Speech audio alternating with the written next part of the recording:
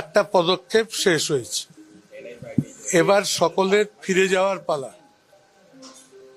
এরপর আবার দ্বিতীয় দফায় ডাকেলে তখন কথা হবে। 20 জুলাই লোকসভা খুলছে, লোকসভা খোলার আগে পরবর্তী পদক্ষেপগুলো গ্রহণ করা হবে।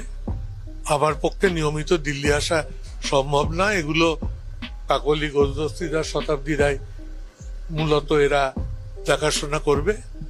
কিন্তু ব্যাপারটা অনেক দূর এগিয়েছে, এখন বিধানসভাতেও একই ধরনের একটা প্রস্তুতি চলছে।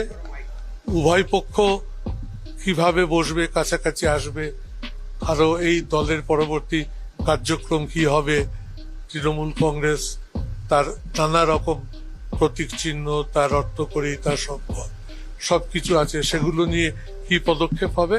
আবার দীর্ঘ অভিজ্ঞতা বলে এগুলো সবই আদালতে নিষ্পত্তি হবে। লোকসভার যা কাজ, স্পিকারের ব্লক তৈরি করে দেওয়া, পার্টি অফিস বরাদ্দ করা, সে কাজগুলো তিনি দ্রুত সম্পন্ন করবেন। ফলো করুন theworld.in।